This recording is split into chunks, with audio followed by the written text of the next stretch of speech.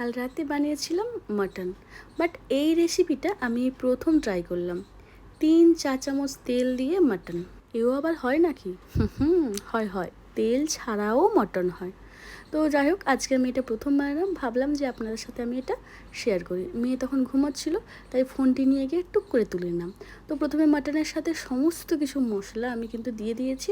আর দেখতে পেলেন আমি কিন্তু 4 চামচের 2 চামচ আমি শুধুমাত্র তেল দিয়েছি, আর ভালো করে আমি কিন্তু হাত দিয়ে মেখে নিচ্ছি। প্রেশার কুকারে এখানে 1 চা চামচ তেল দিচ্ছি, 2টো তেজপাতা আর গোটা গরম মশলা দিয়ে ম্যারিনেট করে রাখা মাটনগুলো দিয়ে ভালো করে কিন্তু আমি দিয়ে নেড়ে নেবো। ও আচ্ছা, ম্যারিনেটের সময় কি দিয়েছিলাম তাই তো? টক দই থাকলে ভালো হতো, বাট টক দইটা কালকে ছিল না। নুন, হলুদ, লঙ্কা, জিরে ধনে গুঁড়ো, 2 চামচ তেল, কাঁচা পেঁয়াজ, টমেটো সমস্ত কিছু দিয়েছি। 5 মিনিট দেখুন আমি ঢেকে ঢেকে রান্না করার জন্য কতটা তেল বেরিয়েছে। হ্যাঁ, মটন থেকে আমি জানি অনেকটাই তেল বের হয়, কারণ কি চর্বিগুলো থাকে।